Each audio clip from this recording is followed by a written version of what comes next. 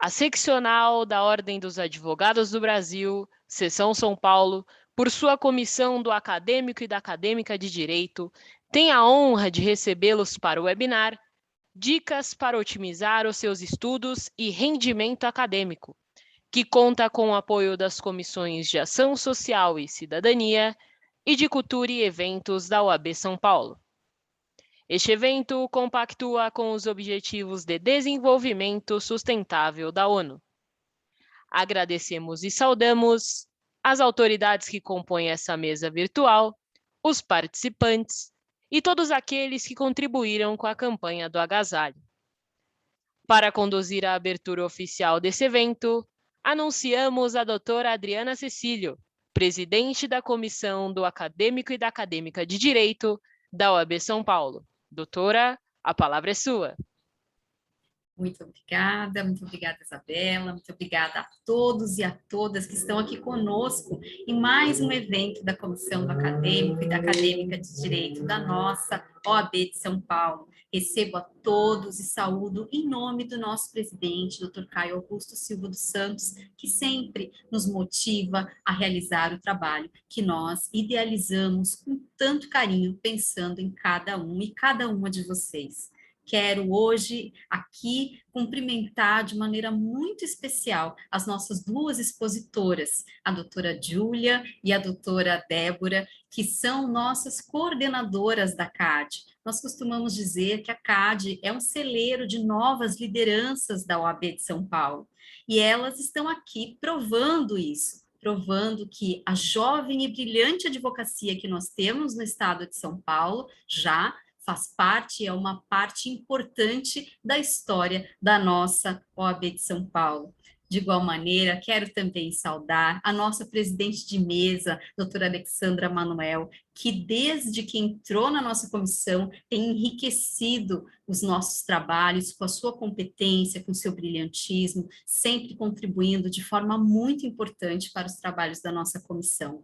É uma alegria receber essas três colegas das quais eu me orgulho muito de poder andar ao lado e que tornam o trabalho da nossa comissão um trabalho tão grandioso. Quero agradecer muitíssimo e dizer que é uma honra estar caminhando com vocês. Muito obrigada mesmo. Quero cumprimentar também as nossas acadêmicas que estão aqui representando todos os acadêmicos e acadêmicas de direito. Então, a nossa querida Júlia Zorzato e a Kathleen, que está conosco aqui há pouco tempo, mas que já fez tantas coisas pela nossa comissão. E também a Júlia, que está há tanto tempo e hoje está conosco aqui nesse evento. Quero cumprimentá-las e dizer que a presença delas aqui é um símbolo muito importante, é um símbolo da força das mulheres dentro dessa instituição e do futuro das mulheres na nossa instituição. Elas que representam as suas colegas com tanta competência. Então, não quero me alongar nesta fala inicial, a ideia é saudar e cumprimentar a todos. Não posso me olvidar de fazer a minha autodescrição.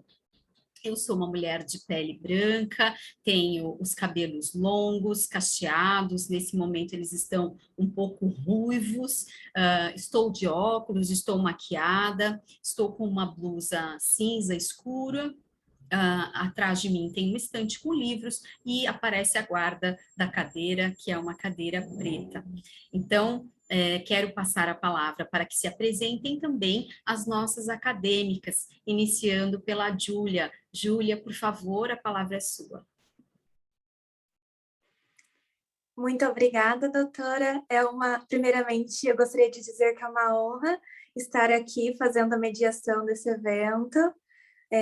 Fazer parte da Comissão do Acadêmico e da Acadêmica de Direito tem sido uma experiência incrível, de muito aprendizado e que eu tenho certeza que já me auxilia atualmente, mas me trará muitos frutos no futuro. Eu estou um pouquinho nervosa, é a primeira vez participando de um evento, e eu tenho certeza de que isso vai ser uma ótima oportunidade e experiência para mim. Eu vou fazer uma breve autodescrição. Eu tenho cabelos castanhos curtos, na altura do ombro, eu estou usando óculos, estou maquiada e eu estou vestindo uma camisa preta. Agora, eu gostaria de passar a palavra para minha colega e também acadêmica de Direito, Kathleen, para que ela possa se apresentar. Kathleen, a palavra é sua.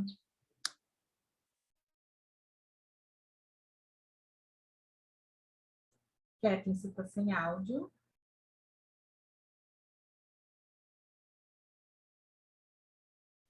Oi, querida, a gente não está te ouvindo, eu não sei o que houve, porque teu áudio estava funcionando bem. Quem sabe você fecha e abre de novo para ver se ele volta. Vamos ver. Não voltou. Será que você mexeu em alguma coisinha? Mas não há prejuízo. Vamos fazer assim. O pessoal da Secretaria dos Comissões... eu acho que voltou. Agora voltou? Sim, sim, voltou. Opa, perfeito. Tá bom. Então, começando novamente, né? Meu nome é Kathleen, eu sou acadêmica de Direito. Gostaria de agradecer pela oportunidade de estar mediando esse evento. Gostaria de parabenizar pelo evento, né? Esse evento incrível que vocês estão apresentando hoje. Meus cumprimentos à doutora Adriana, presidente da CAD, à doutora Alessandra, presidente da mesa, e a doutora Júlia e a Débora, que estão fazendo a exposição desse evento. Eu vou fazer a minha autodescrição agora. Eu sou uma pessoa de pele clara, estou vestindo uma blusa azul bebê, bem clarinha. Eu estou maquiada. Atrás de mim tem uma parede branca e aparece também a janela do meu quarto. Agora eu passo a palavra para a doutora Adriana para que ela consiga dar prosseguimento ao evento. Obrigada, querida, muito obrigada. Uma alegria recebê-las aqui. Então, de pronto, quero passar a palavra à nossa presidente de mesa, que irá conduzir os trabalhos, agradecendo novamente por todo o trabalho que ela tem realizado na comissão do acadêmico e na comissão da nossa CAD, e também cumprimentando as nossas expositoras desde já pelo seu trabalho. Muito obrigada, Alexandra, a palavra é sua. Boa tarde a todos e a todas. Antes de mais nada, vou fazer a minha autodescrição. Eu sou Alexandra Manuel Garcia, sou uma mulher de pele parda, meu cabelo levemente encaracolado, uso óculos, estou levemente maquiada e meu ambiente é de escritório. No meu fundo tem uma estante com livros, uma parede branca e cinza e outros objetos de decoração. Quero reiterar aqui o meu agradecimento, a minha gratidão de fazer parte desta comissão tão especial, que muito tempo ficou esquecida, né? Ficou lá, ninguém dava muita importância aos acadêmicos e acadêmicas de direito. E a doutora a Adriana Cecília está trazendo aqui e está conduzindo com maestria. Eu sou super fã da doutora Adriana, porque a gente resgatou, né, essa comissão e está aí. Acho que é a comissão que mais faz eventos, vamos dizer assim. Depois a gente precisa, né, levantar os números, mas eu acredito que seja uma das comissões mais atuantes dessa gestão. Também agradeço aqui a confiança depositada em mim, tanto pela presidente, doutora Adriana, como também pelo nosso presidente, doutor Caio Augusto, porque a gente não faz nada sozinho e a gente precisa deixar, né, isso sempre aqui afirmado. Também agradeço as colaboradoras que sempre estão aqui, as colaboradoras da Ordem, porque sem elas esses eventos não acontecem. A gente perturba, a gente quer saber, né? Cadê? Tá pronto? E elas estão sempre nos auxiliando. Muito obrigada, tá? De vocês estarem aí nos apoiando. As acadêmicas de direito que estão aqui na mesa, muito obrigada pela participação de vocês e a todos os acadêmicos que estão aí. Somos aí 130 pessoas participando numa quinta-feira às 3 horas da tarde. Isso mostra que esses 130 pessoas que estão aqui, esses 130 acadêmicos, já estão na frente, eu costumo dizer, porque estão buscando qualificação e fazer a diferença aí no mercado de trabalho, nesse mundo da advocacia. Parabéns. Vou passar a palavra, então. Não vou ler o currículo. Vamos lá. Júlia Gonçalves, advogada, pós-graduanda em Direito de Processual Civil pela Mackenzie, pós-graduanda em Direito Empresarial pela PUC São Paulo, coordenadora da Coordenadoria de Metodologias, Estudos e Aprimoramentos Acadêmicos, lá junto comigo. Débora Gimenez Bezerra, coordenadora da Coordenadoria de Comunicação e advogada. Meninas, é um prazer ouvi-las. Bom evento para vocês. Passo a palavra, então, para a Débora. Boa tarde a todos e a todas. Eu gostaria de agradecer primeiramente a minha colega Júlia por me convidar para, em sua companhia, realizar este evento. E agradecer a nossa presidenta, a doutora Adriana, por sempre nos dar a oportunidade de participar e ativamente contribuir pela causa do acadêmico e da acadêmica de direito, né? Que, como bem disse a doutora Alessandra, não estão mais abandonados. Agora a gente tem uma comissão atuante. Isso é muito bom. Que acadêmico e que acadêmica que às vezes não sente que precisa render um pouco mais, que precisa se esforçar um pouco mais, a graduação é essa fase que realmente a gente tem esse sentimento, né? Eu queria fazer mais, às vezes está fazendo a graduação, está trabalhando, está fazendo um estágio e acha que não está conseguindo levar do jeito que queria. E é para isso que este webinar se presta. A gente vai dar uma série de dicas que realmente vai contribuir, que vai fazer o seu tempo render mais, que vai fazer você ter mais eficácia nos estudos, e que realmente a gente acha que pode ajudar na rotina do acadêmico e da acadêmica de direito. Bom, eu gostaria de primeiro, antes de começar a apresentação de slide, de fazer a minha autodescrição. A minha pele é clara, o meu cabelo é loiro, cortado nos ombros, no fundo tem uma cortina e a guarda da cadeira, eu estou usando uma blusa preta. Bom, agora vamos começar o evento? Eu vou colocar a apresentação aqui.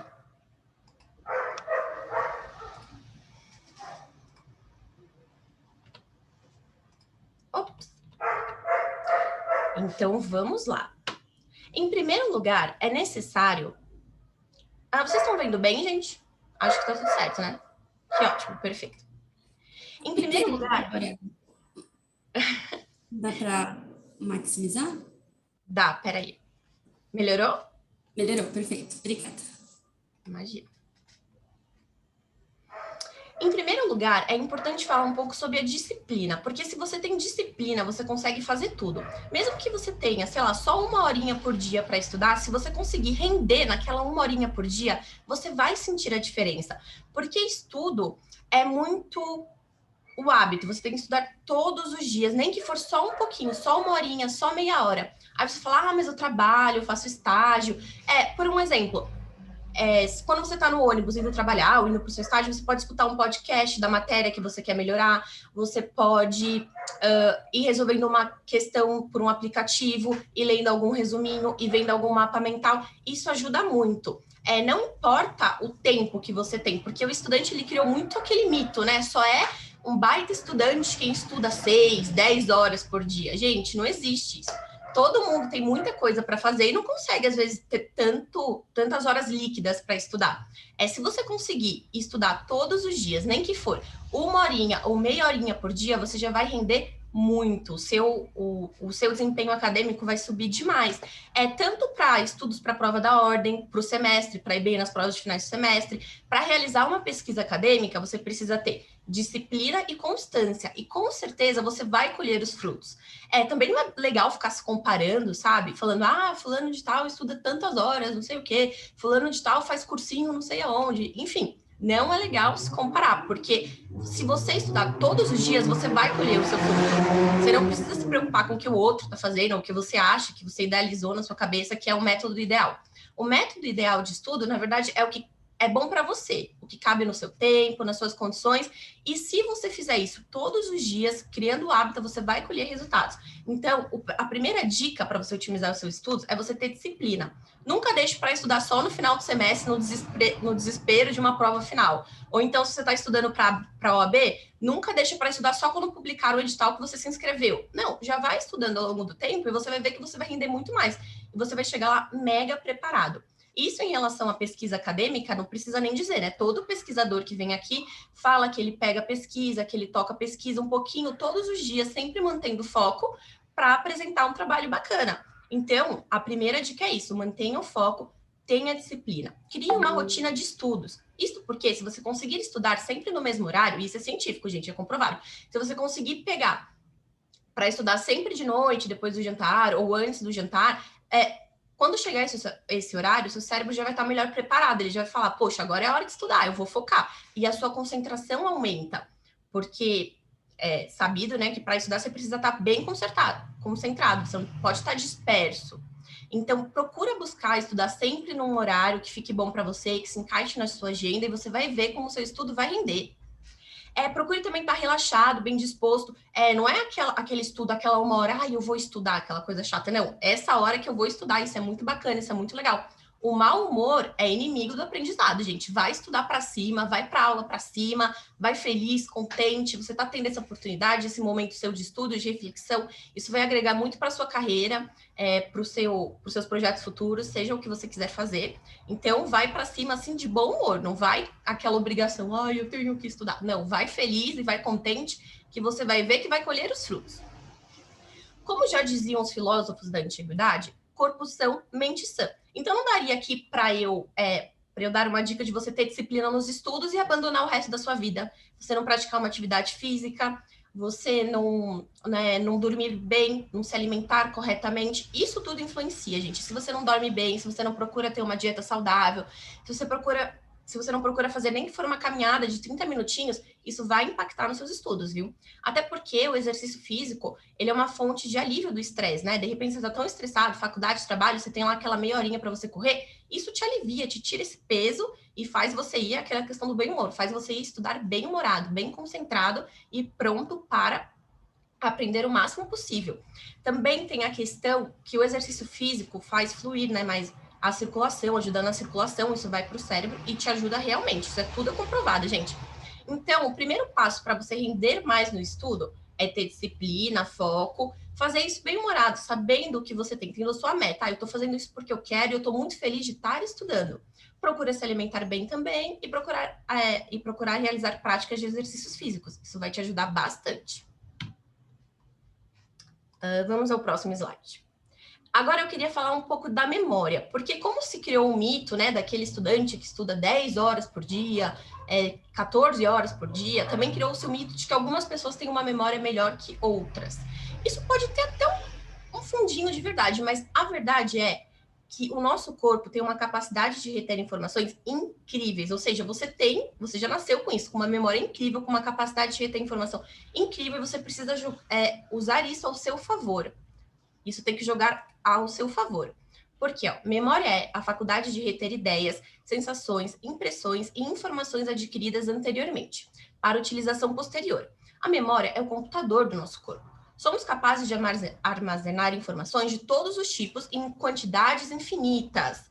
Todos nós possuímos uma incrível capacidade de reter memória. Porém, para aqueles que desejam ampliá-la, porque caiu nesse mito de que, eu acho que eu não consigo decorar tão bem, você pode usar de algumas estratégias que vai melhorar a sua concentração, que vai melhorar a sua memória.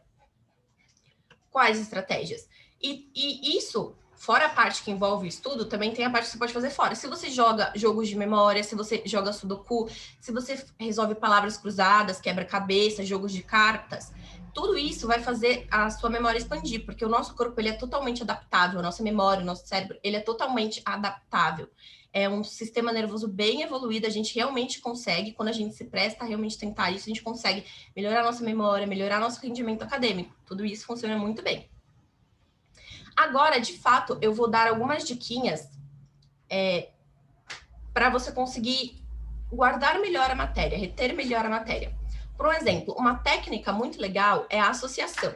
É um método associativo, né? Com tal método, você associa uma imagem a uma palavra. Essa imagem é formada pela associação entre a palavra a ser aprendida e uma palavra já conhecida. Por um exemplo, essa aqui é clássica, todo mundo já ouviu isso. Para você decorar o significado de ex-tunc e ex-nunc, você pode se valer desse mnemônico, ex-tunc, ex-nunc. O que funcionou para mim também foi associar com a palavra nunca. Ex-nunc, nunca retroage. E aí eu nunca mais esqueci. Ex-tunc, retroagem. Ex-nunc, nunca retroagem. Eu associei uma coisa com a outra e nunca mais esqueci. Isso é muito pessoal também. Por exemplo, essa associação funcionou comigo. Talvez você tenha outra de sua preferência que vai funcionar com você. Porque estudo é uma coisa muito pessoal. Porém, se você tiver disciplina, manter o foco, estudar todos os dias, não importa muito o método que vai funcionar para você. Você vai colher os frutos, entendeu? É pessoal, você pode escolher. Eu queria falar um pouco também sobre a teoria de William Glasser. Basicamente, ele foi um psicólogo, né, um pedagogo, que ele entendeu que o método passivo de aprendizagem não funciona tão bem quanto o método ativo.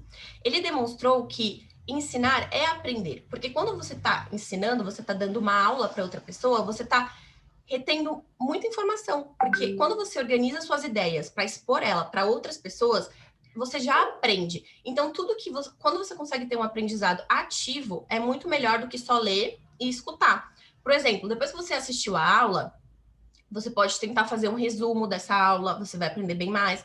Você pode tentar fazer mapas mentais. Mapas mentais são fenomenais, porque você vai organizar a ideia do jeito que faça sentido para você. E não leva tanto tempo quanto um resumo, né? Que um resumo já é um pouquinho mais trabalhoso. Um mapa mental já te dá essa rapidez se você tem pouco tempo de estudo. Ou seja, tudo que você puder fazer ativamente para aprender é melhor do que só se for passivamente.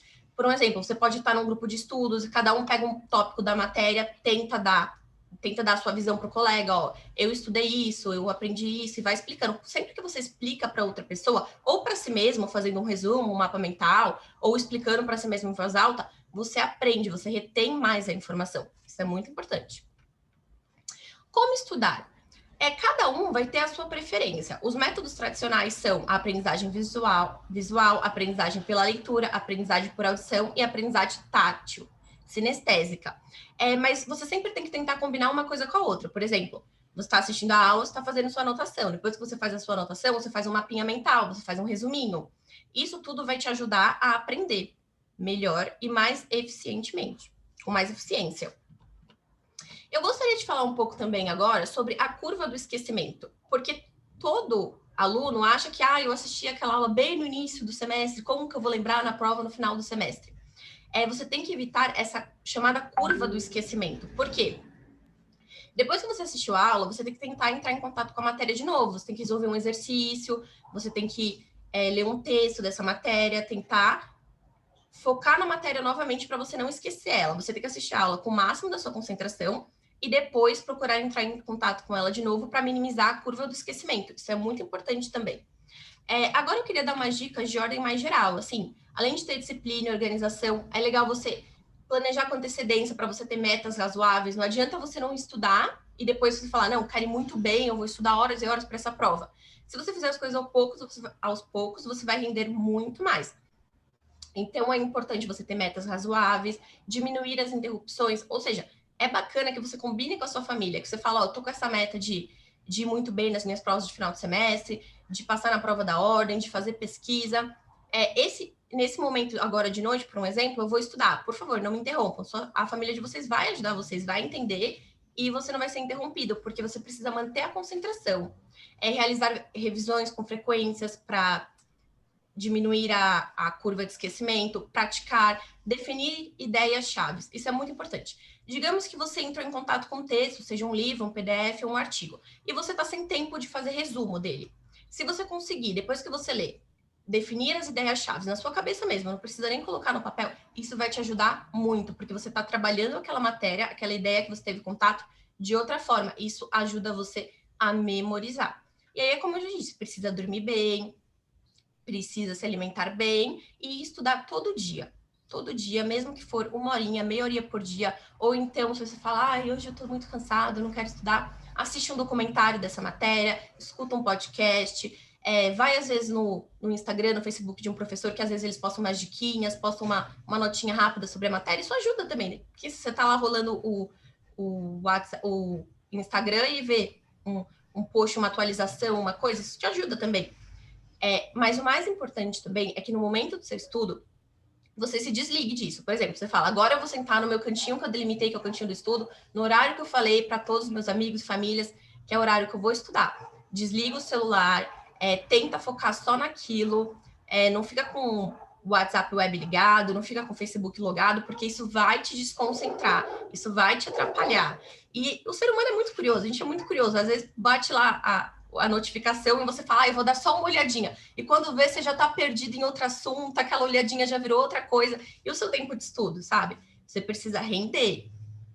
Outra técnica que os estudantes de direito gostam muito são os chamados mnemônicos, né? Você pega um conceito mais difícil e associa ele com uma palavra. Essa palavra, às vezes, ela pode ser engraçada, porque vai te fazer lembrar. Por exemplo, se você quer lembrar dos princípios dos juizados especiais cíveis, né? Que é o artigo 2º da Lei 9.099, de 95. quais são esses princípios? Celeridade, economia, informalidade, oralidade, simplicidade. Aí você fala, eu não estou conseguindo memorizar.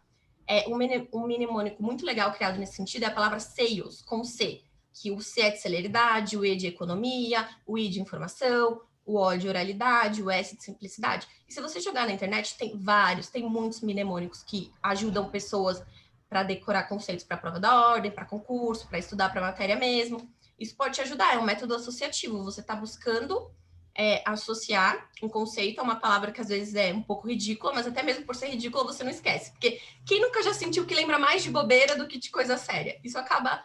É outro mito, mas isso acaba sendo verdade para o estudante, né? Para o graduando, ele pensa isso. Então, você pode se utilizar desse método para aprender melhor. Isso é muito bom. Bom, gente, eu acho que é isso. O estudo ele tem que ser uma constante na nossa vida. A gente não deve estudar só para aquele momento, como eu disse. A gente deve estudar para sempre. Para sempre seremos eternos estudantes, para sempre seremos eternos acadêmicos e acadêmicas de direito. E se você conseguir, durante a sua graduação, criar esse hábito de ler um pouquinho, todos os dias, você vai ver que isso vai ser muito recompensador no futuro. Ou seja, estudar deve ser um hábito. Eu espero que eu tenha ajudado vocês. Eu dei dicas de ordem mais geral e agora eu passo a palavra para minha colega Júlia. Muito obrigada, Débora. Eu que agradeço. É um privilégio participar desse webinar, né, ao seu lado.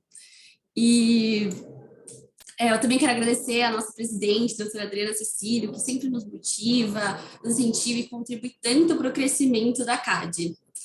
E também a minha colega, a doutora Alexandra Manuel, que coordena junto comigo a nossa coordenadoria de metodologias de estudo e aprimoramento acadêmico, e as acadêmicas que estão aqui representando todos os acadêmicos e acadêmicas de direito, que sempre nos auxiliam nos webinars, nas montagens, na elaboração de boneco. Muito obrigada. Eu estou muito feliz, né, por dessa vez estar do outro lado fazendo a exposição, mas, claro, sempre pensando nos acadêmicos. E eu acho que as dicas que a Débora já trouxe aqui para a gente são essenciais. Se colocadas em práticas, elas vão dar um resultado, e um resultado até bem rápido. Então, vamos continuar nessa linha e falar um pouquinho sobre anotações e resumos eficientes e também ferramentas que auxiliam no momento da pesquisa e do estudo. Bom, sobre anotações e resumos eficientes. Para Alberto Del Isola, as anotações elas facilitam a memorização, porque elas dão uma nova forma para a informação a ser entendida e depois, né, memorizada. Porque quando elas são bem feitas, elas facilitam muito as revisões e evitam o pecado da transitoriedade, que é aquilo que a Débora também já colocou como curva do esquecimento, que é o fenômeno referente ao o enfraquecimento da memória que ocorre com o passar do tempo. Então, desse fenômeno, a gente já vê a importância das revisões periódicas, né? E aqui é bem legal colocar a diferença entre eficácia e eficiência, porque a eficácia é aquilo que produz o efeito desejado, e já a eficiência é a maneira como esse efeito é obtido. Então, você é eficaz ao obter o resultado desejado, mas você só vai ser eficiente se você obter esse resultado de maneira rápida, produtiva e econômica. Então, na verdade, o que é importante é a qualidade, porque não adianta você estudar, adianta, você vai ter aquele resultado, mas às vezes vai ser muito mais sofrido, um tempo muito mais demorado. Então, o importante é a qualidade. E qual que é o X da questão, né? Como fazer esses resumos eficientes, né, com qualidade? Então, para isso, primeiro, é necessário que você identifique se os seus resumos que você já faz, as suas anotações, elas são eficazes e qual a porcentagem de eficiência dela, né? E assim a gente consegue descobrir a melhor opção de estudo, de estratégias para cada um, porque como a Débora também já colocou, cada um tem as suas habilidades e um jeito melhor de aprender, né? Então, às vezes, o que é bom para mim pode não ser para você. Por exemplo, a técnica de evocação, que é aquela que a gente repete com as nossas próprias palavras em voz alta. É uma ótima ferramenta de estudo, mas para muita gente não funciona, porque muita gente não gosta de repetir, ou porque tem vergonha de repetir em voz alta, ou porque acha que é uma perda de tempo, repetir novamente. Então, você tem que ir pesquisando essas estratégias mesmo para ver o que se encaixa para você na sua vida de estudos. Então, fazer essas anotações eficientes ou resumos não é apenas repetir o texto com outras palavras. Inclusive, existem algumas estratégias que a gente trouxe para vocês, como a seleção de porção mais importante do material, os organizadores gráficos e as revisões sistemáticas.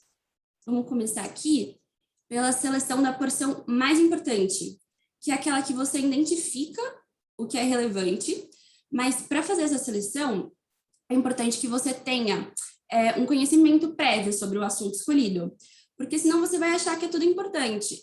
Então, por exemplo, numa aula, às vezes o professor mandou algum texto, então é bem importante que você leia esse texto realmente antes da aula, vá preparado, porque quando você for fazer as anotações da aula, você consegue identificar e destacar aquilo que é importante no seu resumo, nas suas anotações da aula, né, no seu caderno, e isso já ajuda muito.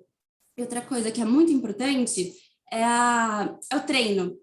Então, cada vez que você vai fazendo isso, cada vez mais você vai conseguindo cada vez mais identificar o que é importante em cada resumo, em cada texto que você leia, em cada aula que você assista. E dentro da seleção importante, é bom a gente destacar como que a gente pode fazer a seleção da porção mais importante, quer dizer, que a gente tem o destaque e os títulos. E o destaque é um método utilizado para enfatizar palavras-chave ou frases importantes, seja usando cores, negrito ou qualquer outra maneira de destaque que você prefira. E o que são as palavras-chave, né? São aquelas palavras especiais que, por conterem gatilhos para diversos temas, são capazes de resumir grande parte do texto que você está estudando. Então, elas funcionarão como os gatilhos mesmo de memória, trazendo aquela informação para você conseguir memorizar, tá? O todo que você está estudando.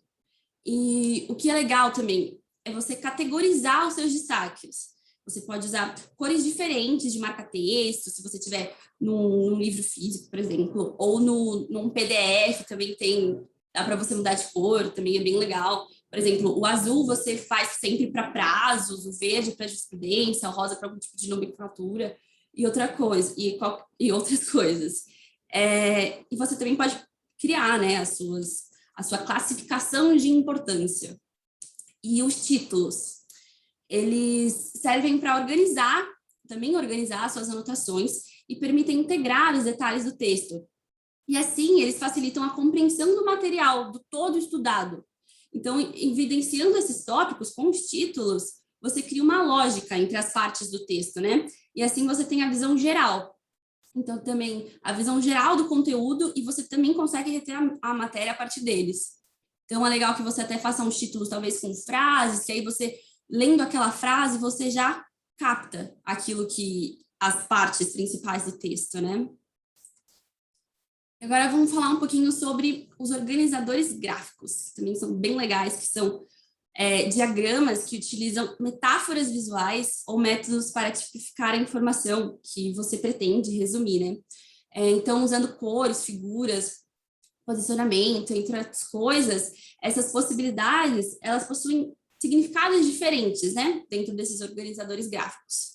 E a gente trouxe aqui 4 principais tipos, que são eles: estrutura de teia, estrutura hierárquica, estrutura de rede e estrutura de contraste. A primeira é a estrutura de teia, que coloca uma ideia principal no centro do mapa. E todos os conceitos abordados, eles ficam em torno dela.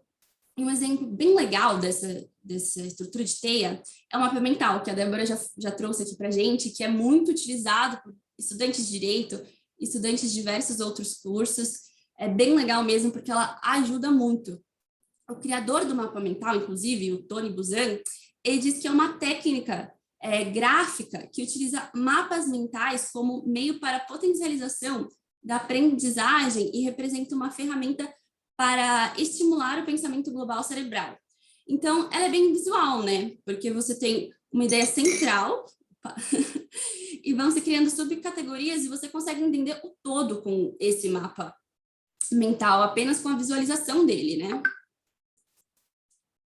E agora, passando para o próximo slide, a gente vai para a estrutura hierárquica, que são os mapas que evidenciam relações hierárquicas entre conceitos. Geralmente, são organizadas de cima para baixo. Então, as informações mais relevantes geralmente ficam em cima e as menos importantes embaixo. Então, o conceito amplo ocupa o topo e assim vai indo sucessivamente, né? Vai abrindo esse leque, como a gente pode ver aqui, por exemplo, dessa imagem. Também é bem legal. E a estrutura de rede, que são diagramas que não existe um conceito principal, como nas outras que a gente viu, né? Ela apenas mostra as relações que existem entre esses conceitos, sem ter um ponto principal, algo que abre esse leque, né? Mostra só a conexão entre os conceitos. E agora, a última, que é a estrutura de contraste, que também é muito utilizada hoje em dia, que são mapas destinados a ressaltar as diferenças e as semelhanças entre conceitos diferentes. E um tipo, que é o quadro sinótico, né, que é muito utilizado, ele se encaixa nessa estrutura porque as informações se relacionam em categorias diferentes e permite que você analise as semelhanças e as diferenças, como nesse quadrinho aqui que a gente trouxe para vocês também. E, por fim, a revisão sistemática, como a Débora já enfatizou bastante, elas só serão eficientes, as anotações que a gente colocou aqui, como se fazerem, os organizadores gráficos ou as revisões usando títulos de destaque, elas só serão eficientes se elas forem revistas com frequência. Então, após realizar todo esse material, é necessário montar uma rotina de revisão, para assim você reter essa memória, essa matéria. E agora, vamos falar um pouquinho sobre as ferramentas de pesquisa e estudo, que é bem legal, que está disponível para os alunos, para qualquer pessoa na internet. E antes é legal a gente falar sobre como iniciar essa pesquisa, né? Se você pretende fazer uma pesquisa, seja seu TCC, algum artigo, então é bem legal a gente falar sobre isso. Então vamos começar com o estado da arte, que para a professora Norma Sandra de Almeida, o estado da arte é um método de pesquisa de caráter bibliográfico, que busca mapear e discutir uma certa produção acadêmica em diferentes campos do conhecimento, e responder quais aspectos e dimensões são destacados e utilizados em determinadas épocas e lugares. E também possui caráter inventariante e descritivo, ou seja, demonstra como está a produção acadêmica e científica acerca do tema escolhido, né?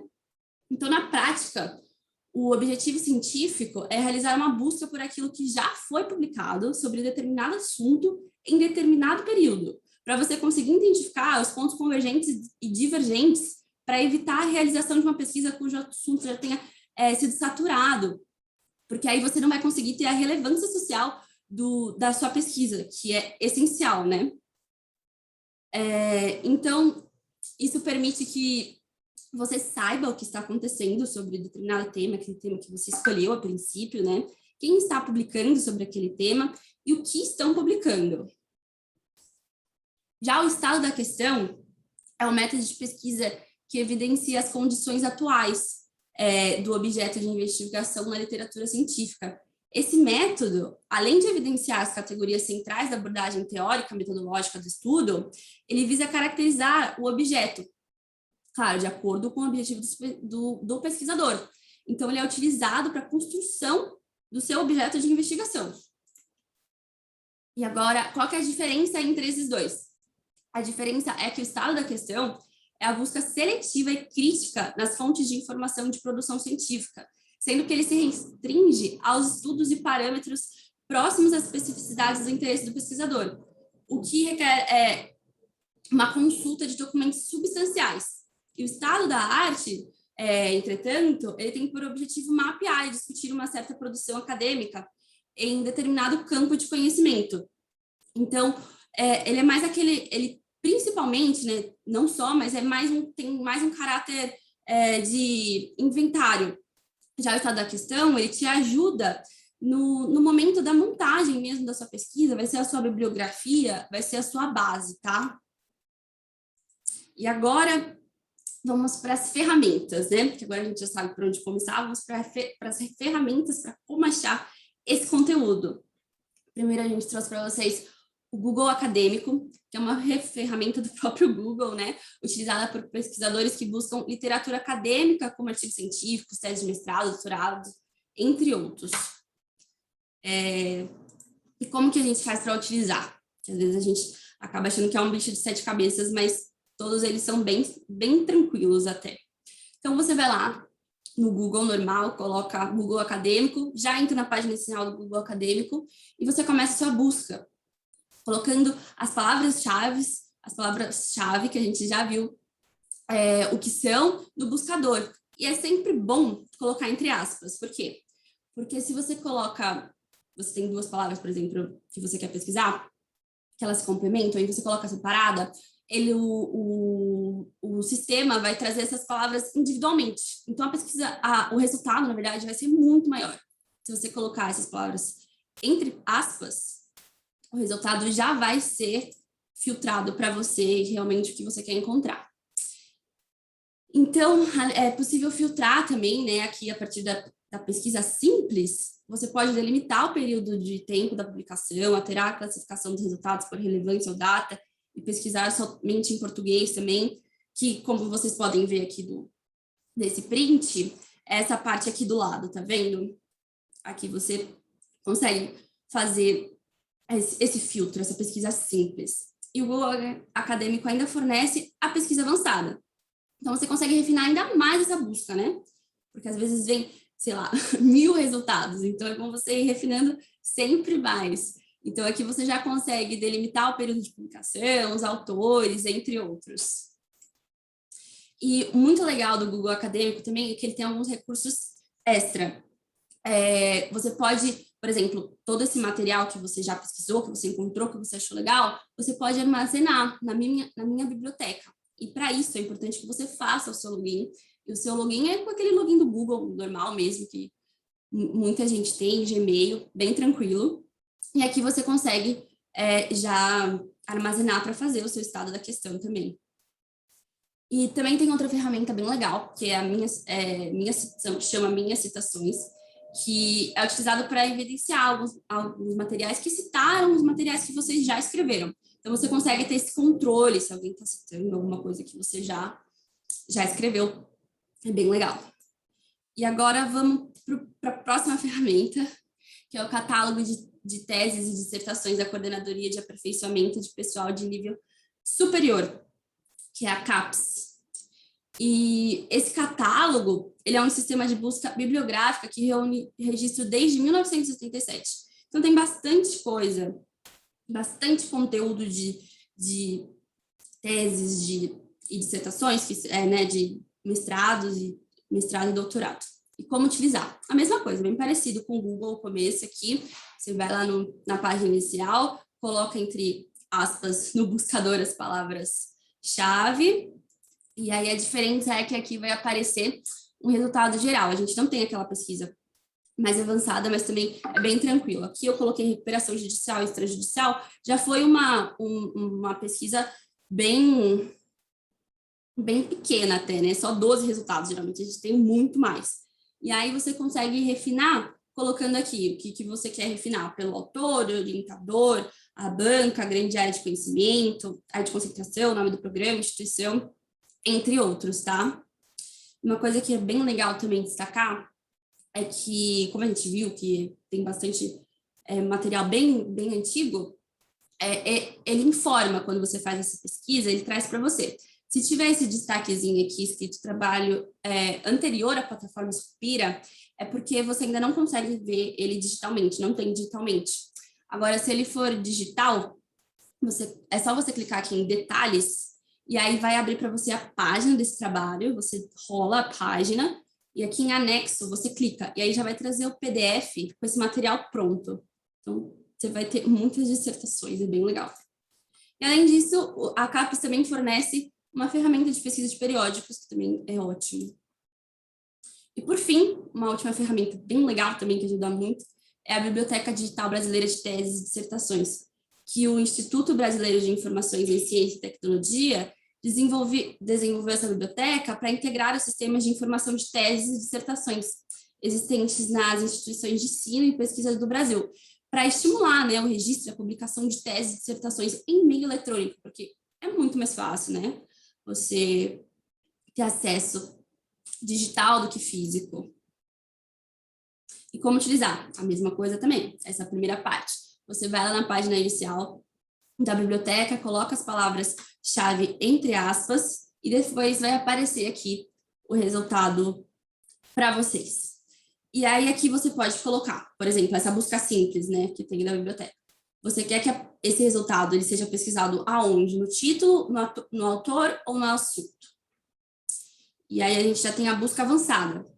Por exemplo, você pode pesquisar mais de uma palavra-chave em diferentes lugares. Tipo, eu quero pesquisar recuperação judicial no título.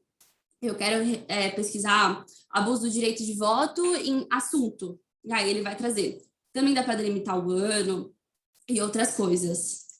E também um destaque bem legal é que é possível exportar todos esses dados que você dessa pesquisa para facilitar a visualização do material.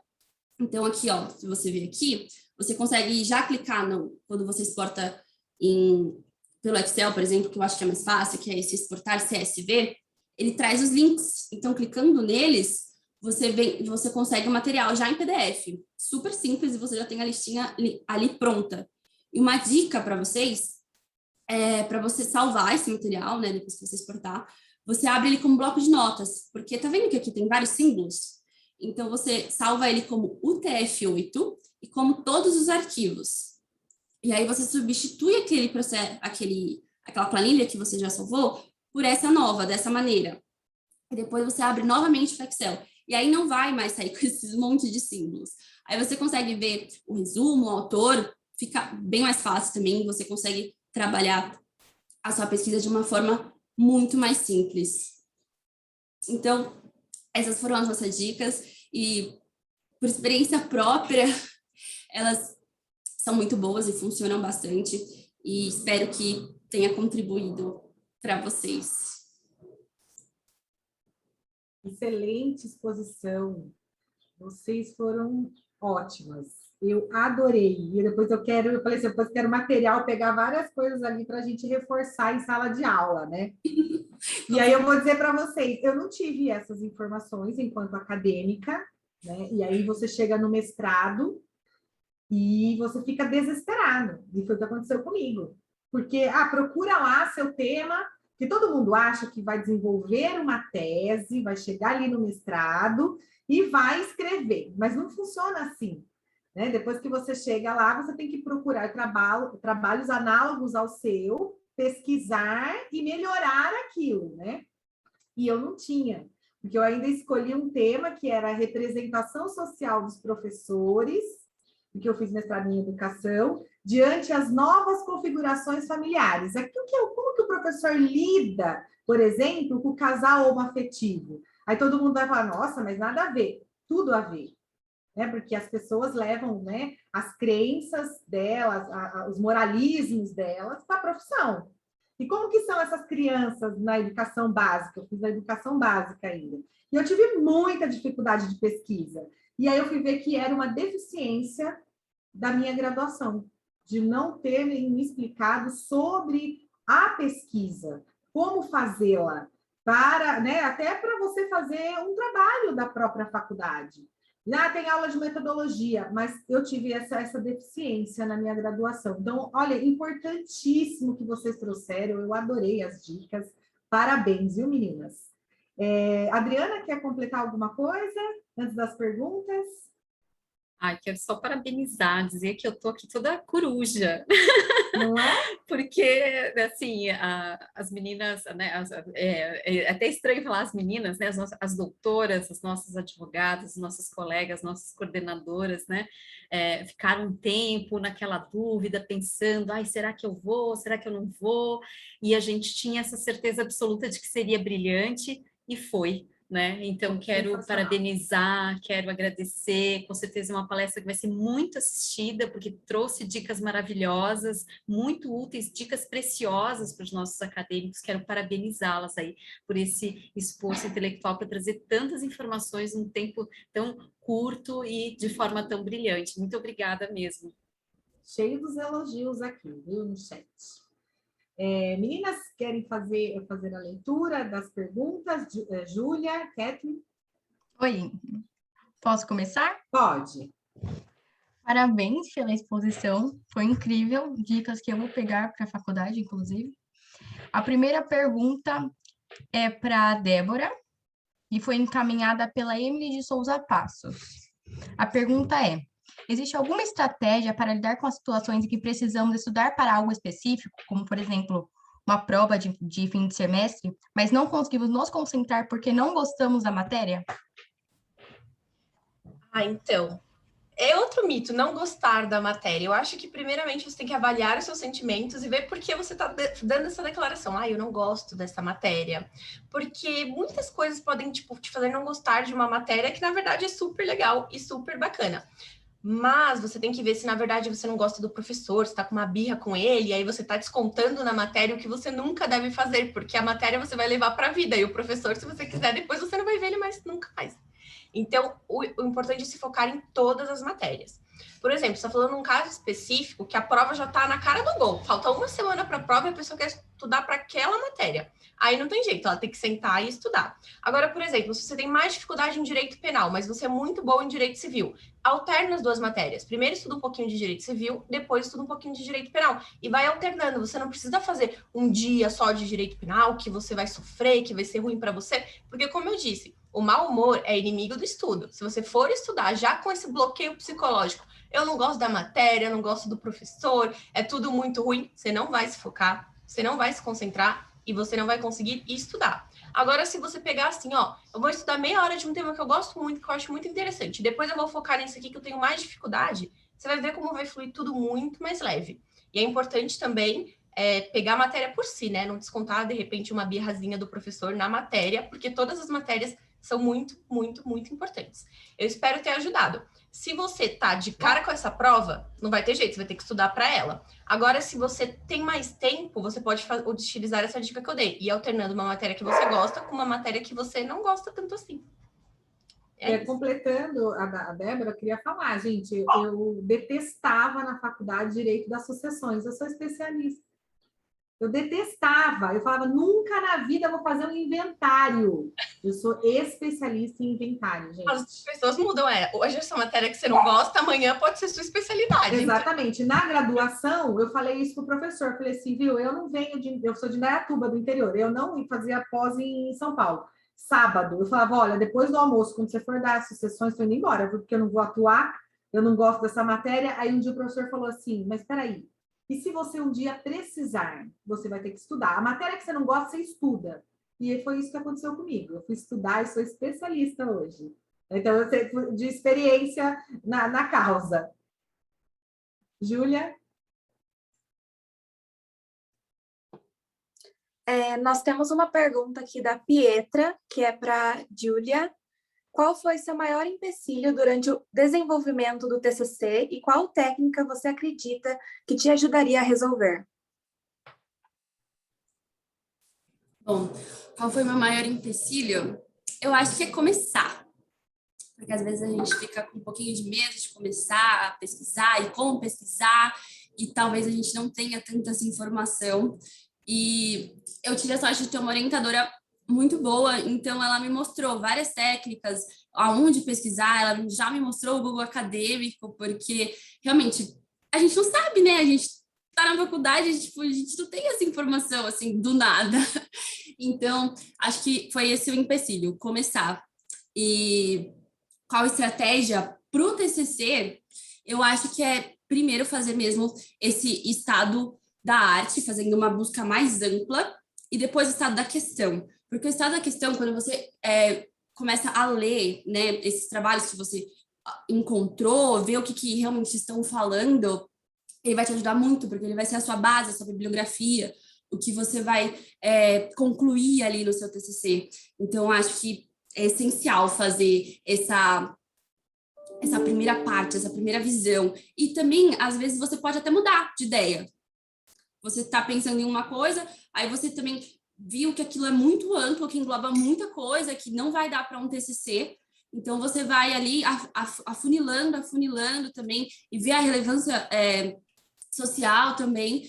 Então, essa é a importância aí por onde eu começaria. Obrigada. Eu costumo dizer assim, ó, melhor feito do que perfeito. Né? Porque a gente vai fazendo e a excelência está no hábito. Então, eu vi aqui uma pergunta, né? Quantas horas você acha que é recomendado para estudar para a OAB? Quanto mais você estudar, mais excelente você vai ficar. Mas é claro que você precisa trabalhar, precisa ir para a faculdade, precisa namorar, né? Precisa ter vida social. Não é assim também se trancar num quarto, né? E morrer lá, né? Esquecer da vida. Mas você precisa dosar. Você precisa ter um plano de quanto tempo você vai estudar. Então, se prepara aí, tira 1 hora do dia, que nem a Débora falou, né? Vai ouvindo a matéria. Na minha época, tinha CD do Maza, professor Maza, tinha um CD, gente. E aí eu colocava no carro, ia trabalhar ouvindo, artigo tal. Ele lia, né? Falava, olha, não se pode, né? Hoje tem podcast, e o professor Maza já fazia CD, gravava. E ele tinha umas musiquinhas, e ficou as musiquinhas na cabeça. Então, cada um tem uma forma de estudar, cada um vai verificar como que estuda, como que faz a técnica melhor para você. Eu sou autovisual. Então, eu sabia, né, na lousa, com a cor da caneta que o professor escreveu, eu faço isso até hoje. Então, eu anoto, eu sou da anotação. Tem gente que não gosta de anotar, tem gente que gosta de ficar vendo só a fala do professor. Então, cada um vai buscar aquilo, a técnica que é melhor, que vai melhor se adaptar para estudar. Eu recomendo, pelo menos, que você faça 30 minutos do seu dia dedicado para a OAB. Faz uma questão, né? Entra lá, dá uma lida numa jurisprudência, vai fazendo aí pelo menos meia hora do seu dia dedicado durante os 5 anos, acho que você vai sair super bem. Já respondi a pergunta do anônimo, hein? Vai lá, Kathleen. Vamos lá. Próxima pergunta é para a doutora Júlia e foi encaminhada pelo Vinícius Guilherme de Oliveira Prado. Como aproveitar as aulas da faculdade quando as aulas são de ponta a ponta, o professor falando sem parar, sem nenhum tipo de recurso ou direção? Eu acho que assim, por exemplo, se o professor já disponibilizou algum material antes, é legal que você leia ele realmente, esse material, para quando ele for fazer essa aula, e às vezes é uma aula bem igual, né? E é muita coisa e você acaba não sabendo, mas se você já leu, já teve um contato com essa matéria, você vai conseguir destacar as coisas que são mais importantes, que é aquele recurso do destaque. Então, e se às vezes ele não disponibilizou nenhum título, nenhum texto, quer dizer, nada, o que você faz? Pega lá no material, na programação das aulas, vê qual que é o título e pesquisa algum texto, vai no próprio Google Acadêmico, qualquer um desses que a gente trouxe para vocês, e pesquisa um pouquinho desse tema, nem que seja uma coisa rapidinha, só para você ter uma noção do que é realmente, para quando ele for falar, você já conseguir ter uma noção maior, porque se ele já trouxer essa informação para você e não tiver um direcionamento muito bom, você vai ficar muito perdido e não vai saber o que realmente é importante e como reter isso para você, como realmente memorizar e aprender. Então, por isso que é importante esse contato anterior, né? Acho que seria assim.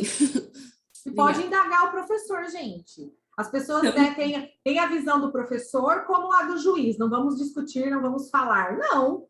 Temos que chegar e falar, porque se você não falar com o seu professor, como é que você vai sair com dúvida? Como é que você vai atuar, né, depois? Né? Correto, Adriana? Nós somos professoras e eu prefiro que o aluno fale, não entendi nada do que você falou. Você pode explicar de novo?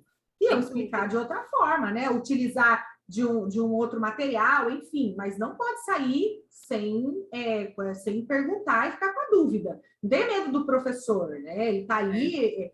A nossa missão é educar. Se vocês não perguntarem para a gente se está com, né, a dúvida, vai perguntar para quem? Não dá, né? Não, e às vezes E às vezes a gente nem sabe, né? Que não está funcionando. A gente pensa que está tudo fluindo bem e tal. Tá E todo se o mundo aluno não feliz. fala, se o aluno não diz, olha, professor, mas dessa forma, né? Não estou conseguindo acompanhar da melhor forma e tal. Sempre de uma forma cordial, né, pessoal? Vocês sabem Sim. bem, né? O curso de Direito tudo tem que ser muito guiado pela urbanidade, sempre com muito, né? Eu sempre falo, sempre com muito afeto, né? Acolhendo as pessoas, Sim. falando, olha, professor, gosto da sua aula, mas eu estou tendo um pouco de dificuldade, porque acho que poderia, talvez se tivesse um apoio visual, a gente teria uma facilidade maior e tal. Então, dando essas dicas, às vezes o professor vai se moldando e a aula vai ficando mais construtiva, porque não é do interesse do professor dar uma aula que o aluno sai e não entendeu nada, né? Então, tem que ser construir juntos, né? O Fabiano está falando aqui, o problema é que 99% dos alunos têm vergonha de perguntar. Os meus alunos têm meu WhatsApp, e eu falo assim, tem vergonha de trazer a dúvida em sala? Pode me mandar um WhatsApp. E as pessoas mandam, né? Nesse momento, tem vários alunos meus assistindo e está falando aqui comigo. É verdade, professora, você faz isso mesmo. Gente, é importante chegar para o professor, até porque a gente precisa saber se a gente está legal ou não. A gente pode, né, mudar o plano a qualquer momento.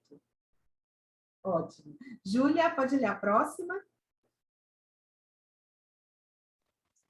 Nós temos uma pergunta aqui encaminhada pela Laura, que a doutora Débora vai responder. Vocês acham que fazer mapas mentais ajudam mais do que resumos escritos? Então, o mais importante é você ter aquele aprendizado ativo, né? Você não só ler, você não só escutar. Então, se você faz um resumo e você está reestruturando as ideias, você está tendo um aprendizado ativo. Se você faz um mapa mental e você está reestruturando as ideias, você também está tendo um aprendizado ativo. Se você lê um texto e depois você só faz aquelas palavras-chave na sua cabeça, você também está tendo um aprendizado ativo, porque você está reestruturando as ideias que você entrou em contato de um jeito que para você fica claro. Isso vai te ajudar na questão da memorização. Então, você precisa ver o que fica melhor para você, o que você prefere. Também tem a questão que fazer um resumo, às vezes, é um pouco mais trabalhoso do que fazer um mapa mental, que você vai pôr a ideia-chave no centro e vai puxando as setas, né? Então, se você tiver com tempo um pouco maior, faça um resumo. Se você tiver com tempo um pouco mais reduzido, faça um mapinha mental. O que você não pode deixar é de entrar em contato com essa matéria de novo depois de assistir a aula ou ler o texto. Mas fica na sua preferência. Obrigada.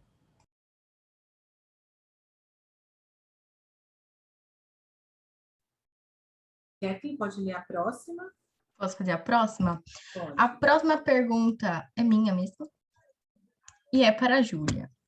Como aproveitar ao máximo o tempo de estudo? Porque eu, por exemplo, faço estágio. Eu tenho um intervalo de 1 hora entre o término do estágio e o começo das aulas.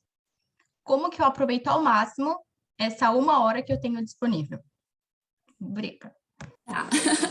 Então, eu acho que primeiro você tem que identificar qual que é a sua maior facilidade para aprender. Por exemplo, você é mais auditiva, você é mais sinestésica ou você é mais visual. Se você for mais visual, eu recomendo que você leia alguma coisa, leia um texto. Se você for mais auditiva, talvez escutar uma videoaula no YouTube sobre aquela matéria, de um professor que você já tem alguma afinidade ou que você queira conhecer também é muito válido. E se você for mais sinestésica, acho que você pode escolher qual você prefere e fazer o resumo, né? Que aí você consegue reproduzir aquilo e ficar mais na sua memória. E também, eu acho que você pode, por exemplo, é muito corrido, né? Então, também, às vezes, pegar diquinhas nas redes sociais de professores, no Instagram, no Facebook, até TikTok também, que hoje em dia tem com vários conteúdos de direito e de pesquisa acadêmica, é bem legal também. E desconectar de tudo, porque como você tem pouco tempo, você precisa desconectar de tudo. Desconecta do WhatsApp, desconecta do Instagram, do Facebook, não olhe para eles durante essa 1 hora, porque senão você não vai ser produtivo, porque aí essa 1 hora que você tem, que já é um horário um pouco reduzido, você não vai conseguir aproveitar, porque você vai ficar olhando. Então seriam essas as dicas. No próprio Facebook, Instagram, até no WhatsApp mesmo, tem como tirar o relatório do tempo que você fica, né, acessando. Eu já tive, assim, choques horrores, né? Eu, tipo, meu Deus, fiquei 6 horas do meu dia, quer dizer, trabalho 8 e fico 6 no Instagram.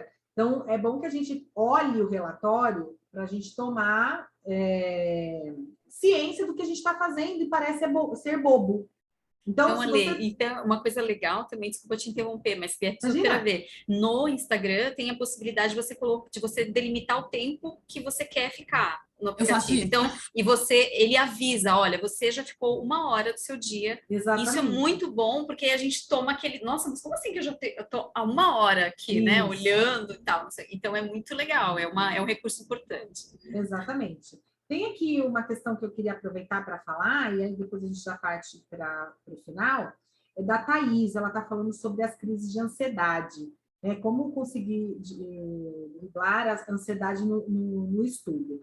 Eu tive, né? Eu já tive crises de ansiedades assim horrorosas, porque eu comecei a faculdade com 26 anos, não tinha pressa, né? Com 26 você quer, porque tem 5 anos, quer dizer, você vai se formar com 32. E aí você fica desesperado, porque você quer tudo rápido. E eu era ainda de uma turma, de primeira turma da faculdade. Então, daí é aquele negócio, vai autorizar, vai reconhecer, aí você passa os 5 anos desesperado, que lá na frente pode ser que você não tenha o seu o diploma reconhecido. Toda uma coisa doida, né, que a gente passa. Você tem que criar os seus objetivos. O que você quer? Então, o que eu fazia? Eu desenhei o que eu queria depois da faculdade. Então, passar na OAB, montar o escritório, ser professora, fazer mestrado, tá tudo lá. Eu consegui tudo. Tudo que eu produzi lá em 2008. Né? E a última coisa que eu tenho é a magistratura. Mas o que eu estou fazendo para isso? Nada, né? Porque eu não estudo, não presto concurso, então eu não vou ser juíza, né, gente? A gente precisa ter consciência do que, não é verdade? Eu quero passar na ordem, mas o que você está fazendo para passar na ordem? Nada. Então, não vai passar. Então, precisa estudar. Então, a ansiedade é isso, a gente produzir muito tempo pensando lá no futuro. Precisa ser devagar. Então, o que você tem que fazer? Viver um dia de cada vez quando a gente tem ansiedade. Né? Então, hoje, o que eu tenho para fazer hoje, Thaís? Você vai colocar lá, eu costumo fazer listas. Hoje eu estou usando o Trello, eu estou amando, né? O Trello, você coloca tudo lá, tudo funciona. E eu coloco a minha lista e vou fazendo. E lista por prioridade. Então, eu tenho que ir na faculdade, quanto tempo eu demoro na faculdade, quanto tempo eu vou demorar para fazer o meu trabalho que o professor pediu, você vai fazendo isso. Isso vai abaixando um pouco a sua carga de ansiedade. A ansiedade, ela dá quando a gente está desorganizado, porque a gente não se organiza, né? A gente quer fazer tudo ao mesmo tempo, não tem um plano para fazer e acaba se desorganizando. Eu não saio do meu escritório se eu não deixar minha mesa arrumada. É uma coisa que me deixa com ansiedade. Então, o seu ambiente tem que ser organizado, o seu dia tem que ser organizado, você vai ver que vai melhorar bastante a ansiedade.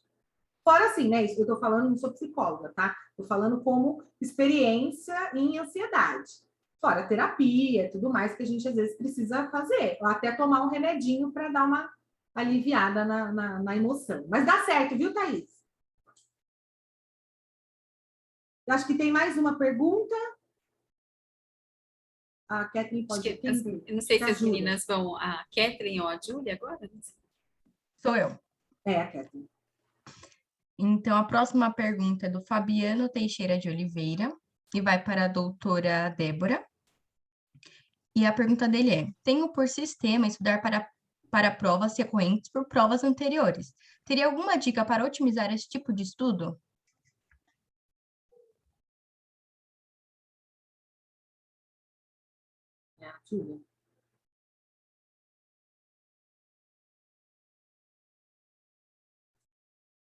Eu acho que a Débora caiu, não estou vendo ela aqui.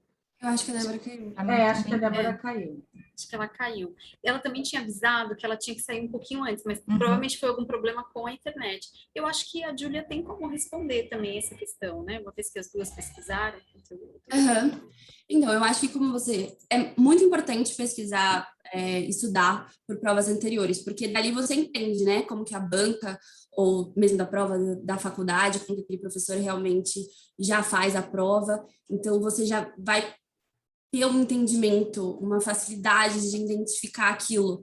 E para otimizar isso, é só realmente fazendo a prova, porque quanto mais você vai lendo aquela prova, mais você vai conseguir fazer rápido, por exemplo, né, mais eficiente. Então, a cada prova que você for treinando por ela, a cada provas anteriores que você for fazendo, você vai conseguindo otimizar o seu tempo e colocar a qualidade nele, mesmo como treino. E se você for por um professor que você já tem aula, por exemplo, eu acho que já vai ser mais rápido, porque você já conhece ele, você já sabe como é a didática dele e como são os exercícios que ele dá, então já vai ser mais eficiente. Agora, se for de OAB, é isso mesmo, só fazendo mesmo, e pegando esse hábito e entendendo toda essa dinâmica da própria prova e da própria banca. Ótimo.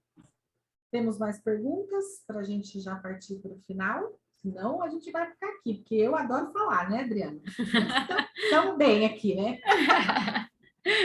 Estou vendo uma aluna aqui que me falou: estou no curso de Direito, estou na segunda aula, mas eu já adorei a aula de Direito Civil. A Alexandra é uma profissional excelente, já me encantei pela matéria. Gente, eu sou assim mesmo, viu? Vou falando. E o outro aluno colocou que eu uso os esqueminhas. É o que ela colocou. O ex-tunc e ex-nunc, eu aprendi daquela forma, da mesma forma que eu aprendi sobre a teoria do direito subjetivo também, né?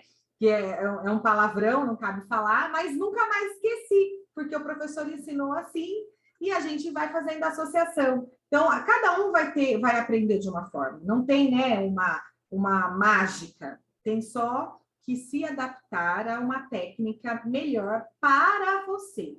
Você não vai pegar, não, porque o fulano estuda assim, vou ver se dá certo. Ok. Não vai ficar ansioso porque não consegue estudar que nem o colega. Né? A minha filha, por exemplo, que tem TDAH, ela tem 22 anos, hoje ela é professora, ela é psicopedagoga, ela faz o quê? Tudo colorido. Eu fico doida, porque ela escreve tudo colorido, um monte de caneta, mas é a forma que ela encontrou para estudar e ser engajada na profissão que ela escolheu ser. Você viu que ela não foi ser advogada, né, gente? Não tem essa sorte. Eu sou filha de advogado, mas a minha filha não quis ser neta de advogado e filha de advogado, não. Kathleen, mais uma para a gente encerrar? Sou eu novamente ou é a Júlia? Sou eu novamente. A Júlia. Tá bom, pode ir, Ju. Antes de encaminhar a pergunta para a doutora Júlia, eu gostaria já de fazer meus agradecimentos, já que estamos indo para o final do evento. Muito obrigada pela sua oportunidade. Nossas expositoras trouxeram ótimas dicas que eu tenho certeza que foram de extrema valia para todos que acompanharam o evento. Muito obrigada de verdade, estou muito feliz de estar aqui hoje. Doutora Júlia, a Pietra perguntou novamente: como enxugar o material? Minha dificuldade com o TCC é aprofundar demais. Meu professor me incentiva a sintetizar o assunto para não ser tão prolixa e sim mais objetiva. Tá. Eu acho que realmente eu tive essa dificuldade também no meu TCC. E eu acho que o que você tem que fazer, depois de pesquisar bastante, já ter aquela base, já saber o que você quer falar ali no seu texto, é delimitar mesmo. Então, o que você precisa fazer? Depois que você já tem a base, entendeu do que realmente você vai falar, você delimita o seu tema. Porque se você colocar um tema muito geral, você vai querer falar sobre tudo. Então, você tem que delimitar o tema do seu trabalho, o tema do seu TCC, do seu artigo. Porque se você deixar geral, você vai falar, putz, eu não estou falando sobre isso aqui, e como a pessoa vai entender esse outro tema? Então, às vezes é chato, a gente quer falar sobre tudo mesmo, do tema mais amplo, mas tem que diminuir o seu tema, o seu título, não tem como, porque senão vai ficar muito abrangente. Às vezes não é o que o TCC, né, o próprio TCC propõe. Então, vai pesquisando, vê assim o que já foi também, o que já tem, o que já falaram mais, e pega um teminha um teminha menor. Eu acho que seria esse um jeito. A gente pode, quando a gente vai delimitar o tema, eu também tive essa dificuldade no mestrado, né, até quando eu fiz a minha monografia, que a minha monografia foi sobre o abandono afetivo, e não tinha nenhum julgado no Brasil em 1910, eu falo, né? Não tinha nada. porque é tudo novo. Quando eu saí da faculdade, eu sempre coloco isso, porque as pessoas acham que a gente sai da faculdade sabendo tudo. Gente, sair da faculdade era CPC de 73,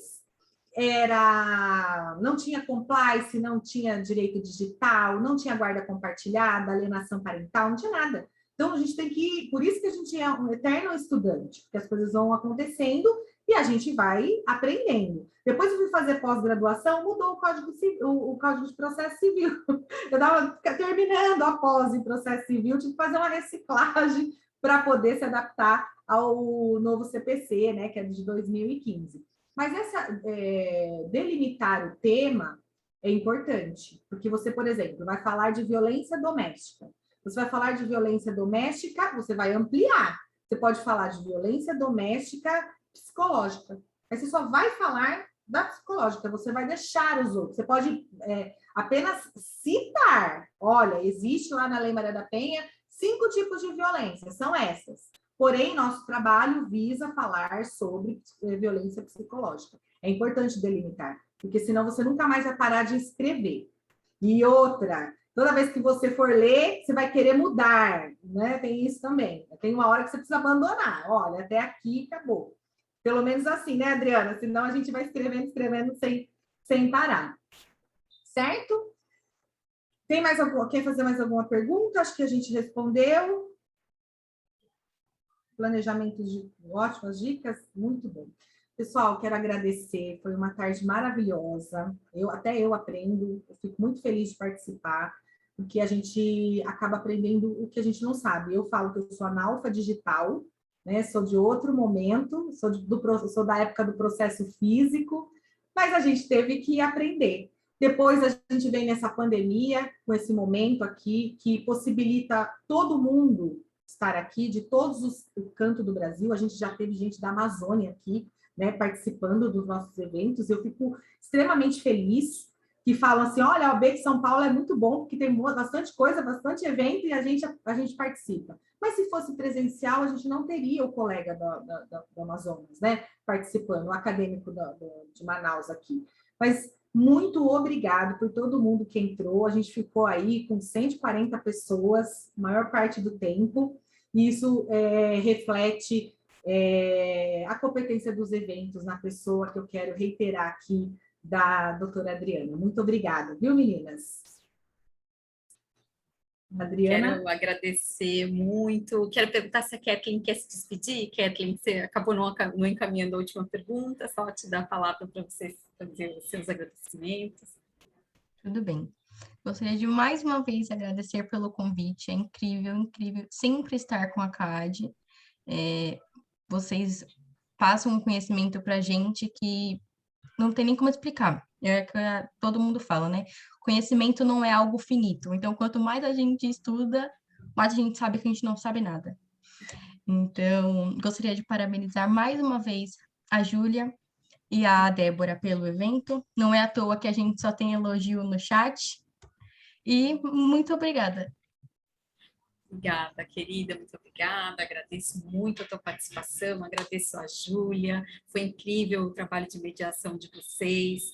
Agradeço a Alexandra, que eu falei no início, né? A Lê, ela nunca é aquela coisa, né, só padrãozinho, só administrativa. Ela vem e traz toda a bagagem dela e tudo que ela faz, ela enriquece, ela traz conhecimento, ela traz exemplo, ela compartilha, é uma coisa muito generosa e assim, e com isso ela vai enriquecendo todo o trabalho da nossa comissão. Agradeço muito, é sempre uma alegria estar com ela. Quero agradecer e parabenizar demais a Júlia e a Débora. Que pesquisa linda que vocês fizeram, quanta coisa bacana vocês trouxeram. Podem ter certeza, muita gente está perguntando aqui se eles terão acesso ao material e, né, vocês vão encaminhar para nós esses slides, a gente vai publicar nas nossas redes sociais para todo mundo ter acesso, porque é o que a Lê falou, né? A gente não tem, ao longo da nossa graduação, as coisas não são passadas com esta profundidade.